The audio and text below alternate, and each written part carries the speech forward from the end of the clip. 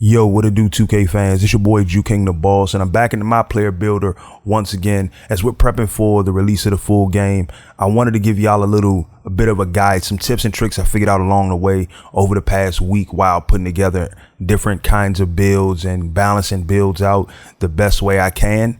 Now, I'm not looking forward to if there are new pie charts, but we are going to talk about all of that. We're going to talk about pie charts in general, and I'm going to give you a little bit of an understanding how the pie chart in 2K20 is better than the archetype system in 2K19. People feel that it's more restrictive, but it's actually dialing it back a little bit on restrictions. Now, there are some caveats, a couple of issues with the pie chart when it came down to rebalancing builds, but for the most part, the step in the right direction has been the pie chart is the best way to go moving forward. So as you see my man Lucius Slim, I think that's gonna be the name of my character for my career series, my park series, my pro-am and Jordan Rex in the series as well. Lucius Slim, man, I love the name, you know, kind of go back to the 70s when it come down to goons.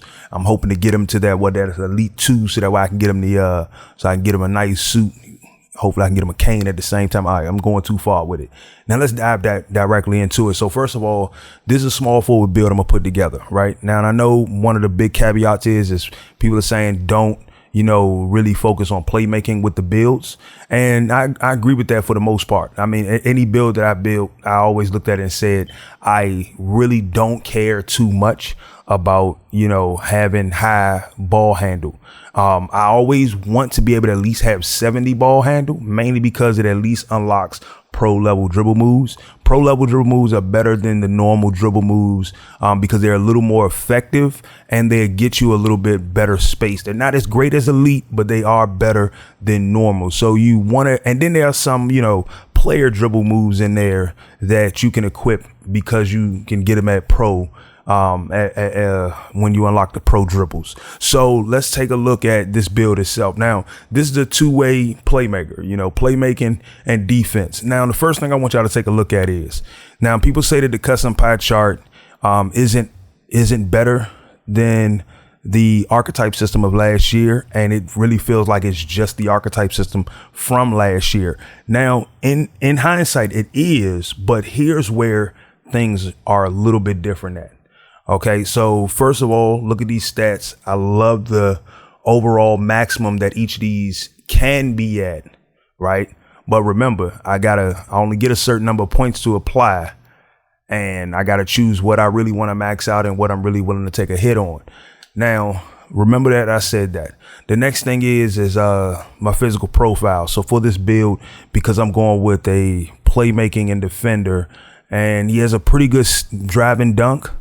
He can actually max out his drive and dunk pretty well, good enough to get some good dunks. So I do kind of want to make sure I can get my vertical as well as possible. So let me see if I go agility and strength. So an all physical profile of speed, agility will give me 88 speed. Now, if I go agility and strength, if I go agility and vertical, I can get 84 speed and 84 vert with 80 acceleration.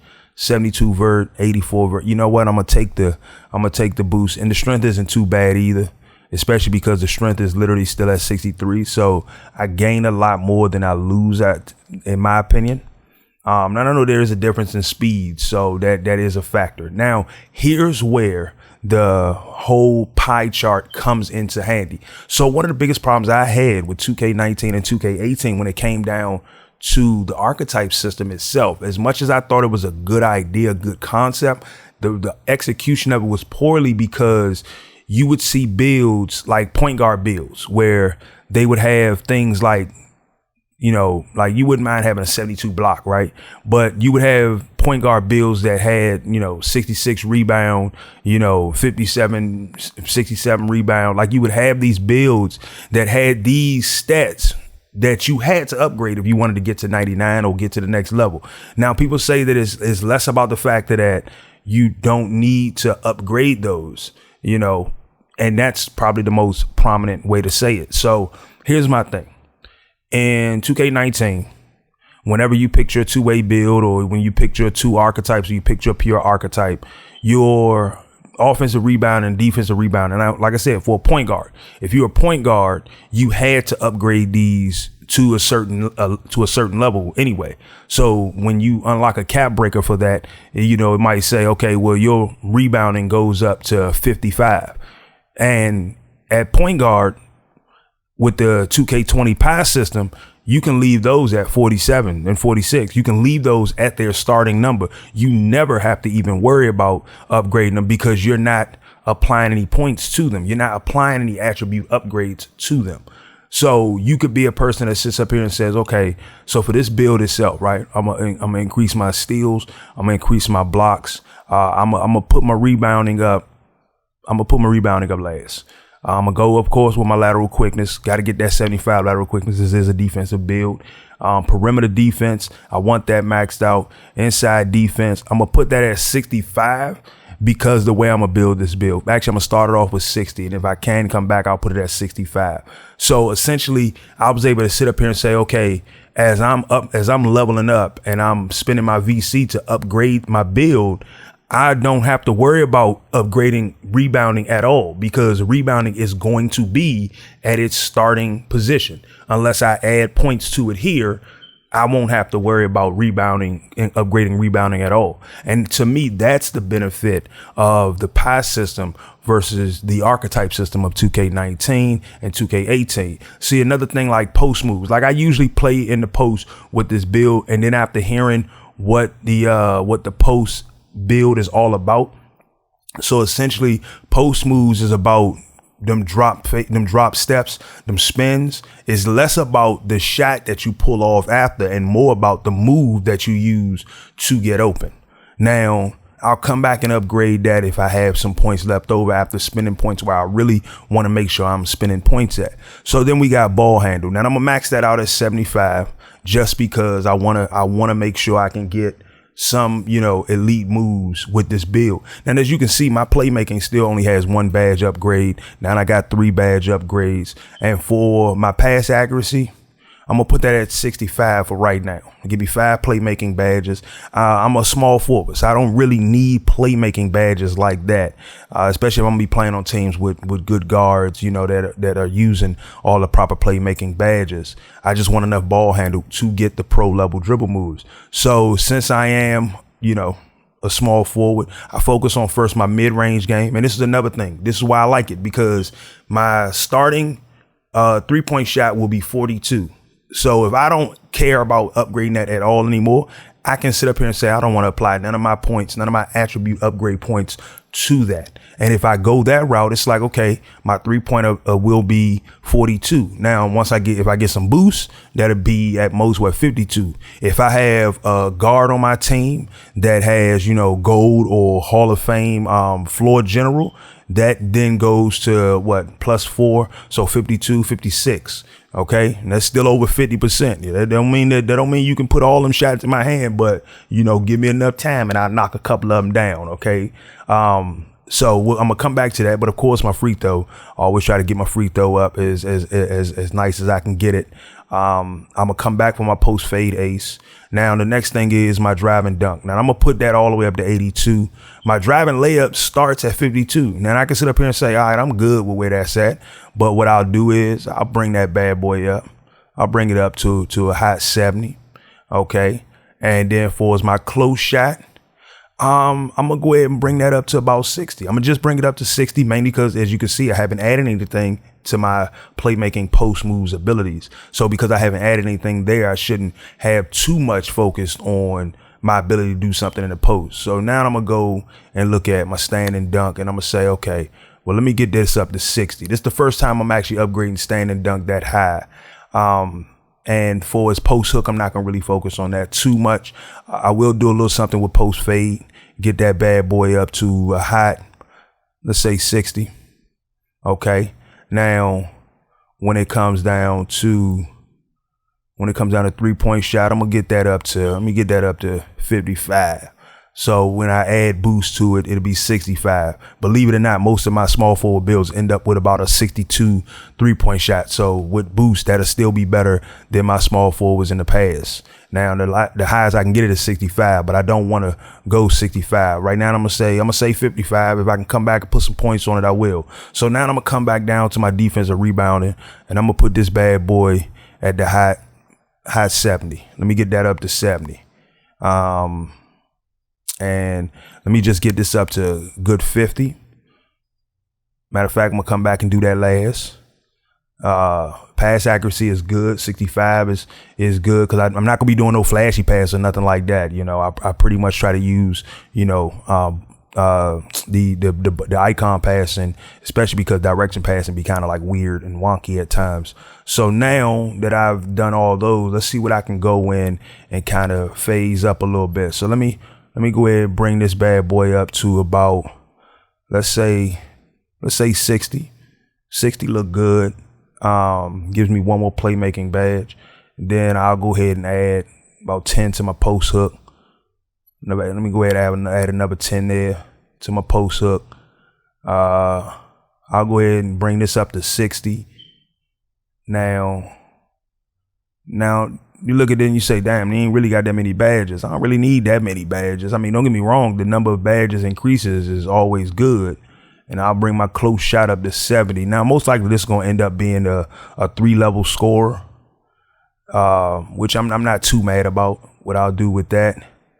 Let me bring my post hook down 10. Let me bring it down 5. Let me bring it down. All right, let me take this up 5. Give me 52 on the offensive rebound. That'll be good for trying to give me some putbacks.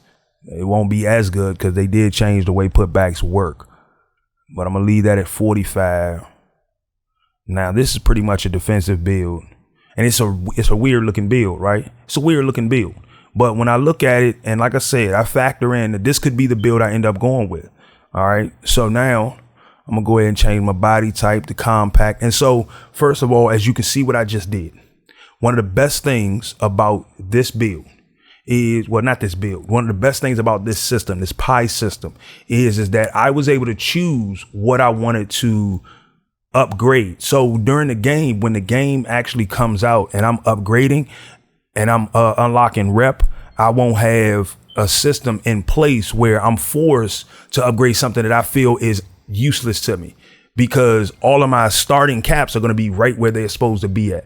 Now, everything else is subjected to my own approval. So I was able to choose that I wanted to get my ball handling all the way up to 75. Now, I know some people look at it and say, but I wanted to be able to, I want that custom Pi where I can sit up here and say, I want my ball handling to go up to 80. The way I have to see it is there have to be certain restrictions. There has to be, mainly because the one thing I like about this Pi system is that if we're all just getting creative and going in here and really figuring out what we want our build to kind of be best at, we can then redistribute the points.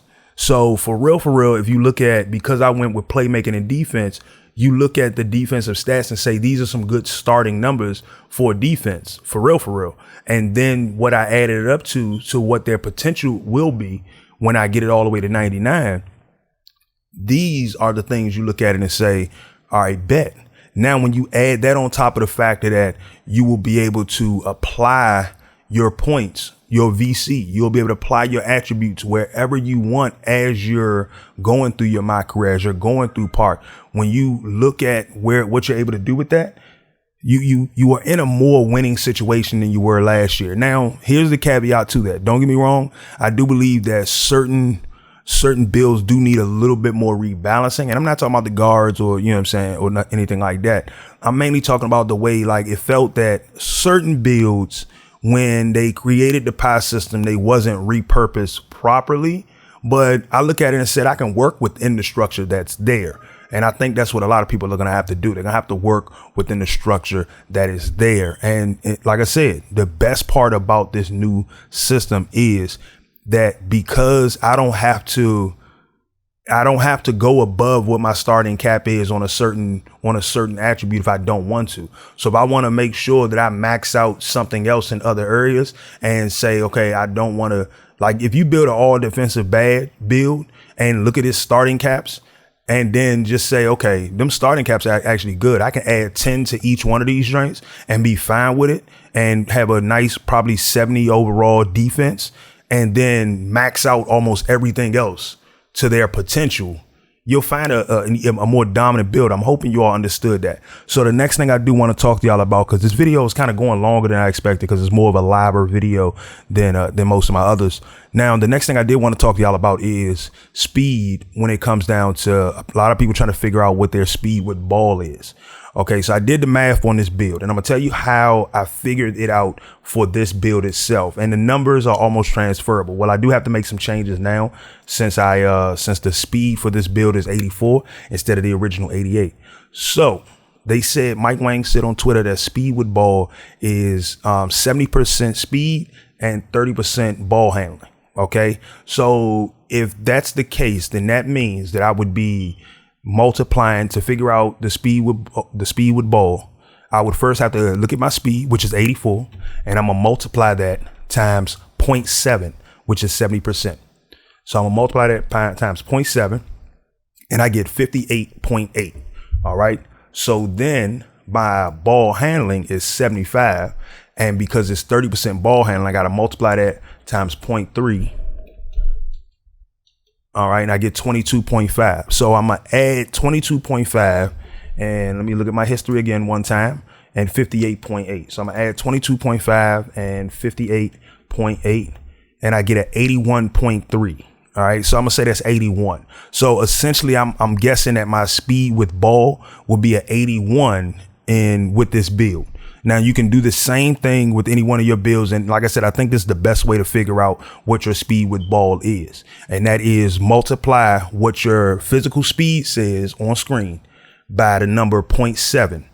And then multiply your ball handling, the potential ball handling, or whatever your ball handling is at that time, the potential ball handling, multiply that by 0.30. So 0.3. And then add those two numbers together, and that should give you what your max speed with ball will be. So I'm looking at my potentials of 84 and 75 for ball handle, and I'm multiplying those numbers by 0.7 and 0.3 respectively. I'm gonna leave the formula in the description down below in case I didn't explain it to you the best way possible. But essentially, multiply your speed by 0.7, multiply your ball handle by 0.3, and then add the two sums together, and that should give you your speed with ball. Hopefully that helped y'all. I did want to kind of get that in. I'm getting back to the 20-minute videos, and I'm hoping that you all learning something within the process. So I'm gonna go with the compact build. I'm gonna try them at 6.8, and then if I don't like it, I'll go to, I'll go back to 6.7. I go because I don't mind playing at 6.7. I actually like it, but I kind of want to play at 6.8 because it gives me more of ability to check so many different builds. And then when you look at things like my steal and my block rating, I can check so much. And like I said, you look at that mid-range shot and you say, ooh, 69. I look at it and say, I can hit that. You know what I'm saying? That mid-range 69, and you cop that with the proper badges. You got the right team around you. You could hit that pretty well. So I'm gonna go with this 88.7 wingspan, and look at that. I get three different takeovers, and I always go with the lockdown defender takeover, mainly because in the demo you can't change your animations and everything. So having those takeovers won't really help me as much. So this time they called him a finisher, not a slasher, but a finisher, which means he gonna finish your ass off. All right, boom. I told you, Jimmy Butler and Sean Murray, and I swear to goodness, they in every small forward build. Every small forward build, you see one of them names pop up. I am not that unique when it come down to my build creations. That is weird because I'm in here cooking up math. All right, so now we get into how this build performed in game, and ultimately I'm gonna tell you that this build performed well. It has its quirks, it has its problems, but each build, the downsides to the build will always be the same in the demo, and that is that you cannot customize the animations, the dunks that you use, and because of that, it's like you can't truly get the power of the build. But you saw me play some great defense right there. You saw me move around them screens really well, and I don't have pick dodger, but I do have some great defensive abilities. Then you see me get my own rebound after a nice acrobatic layup attempt, get the bucket, score again, you know how I do it, man. You know, like this build, I really enjoy this build, you know, and well, look at the block. Look at the block. I mean, the defense on this build is nice. And like I said, each build that I would create, each build that I would even suggest, each build that people will most likely play, take into consideration that you're going to be using boosts, take into consideration that you're going, oh my goodness, you saw me get my thing thrown away like that, tried to go inside with that tissue paper layup, and he threw it away. Draymond just kind of did me dirty. Now, as you can see, look at now, that was a bucket right there. I don't care what nobody telling you, wasn't stopping that one. But I love the way this build is performing.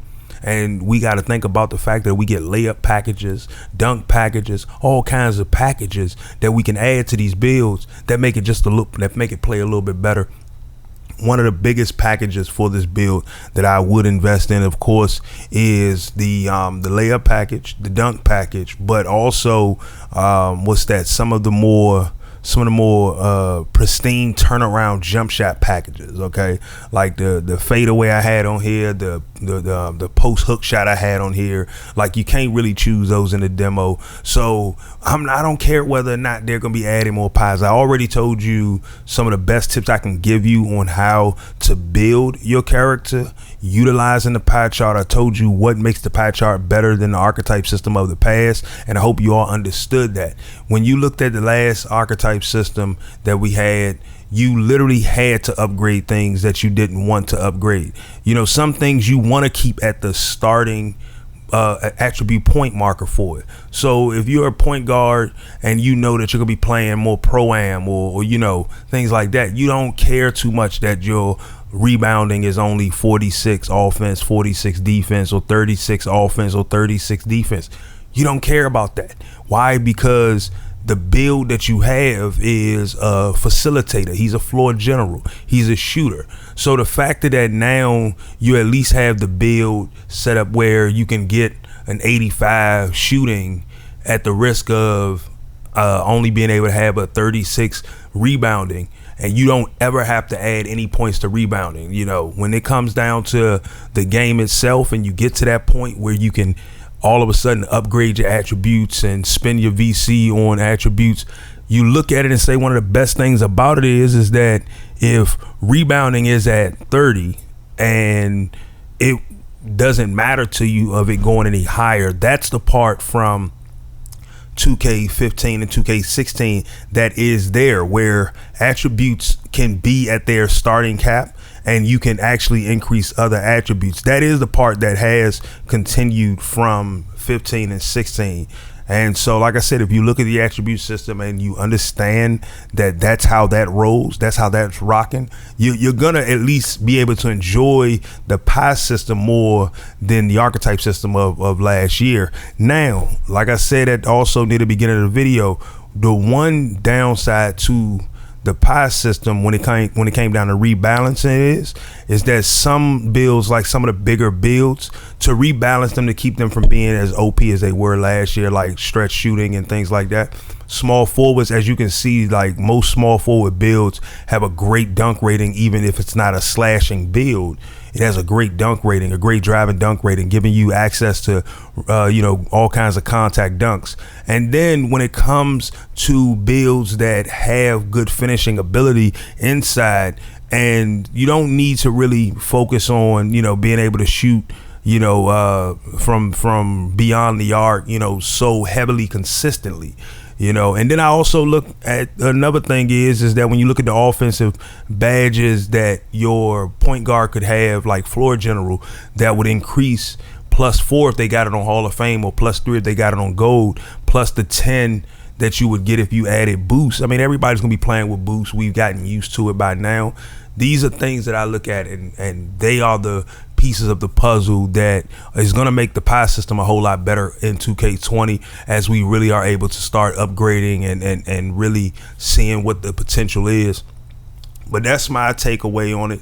You know, I hope you all are enjoying the videos. Like I said, the consistency is coming, and it's coming back a whole lot better. Let me know down in the comments below, are you ready for 2K20? I'm gonna continue putting some builds together and showcasing some builds that I like, and really just trying to find out if the build that I made now is the final one that I'm gonna stick with, or maybe I'll find another one by mixing and matching some other numbers and some other skills.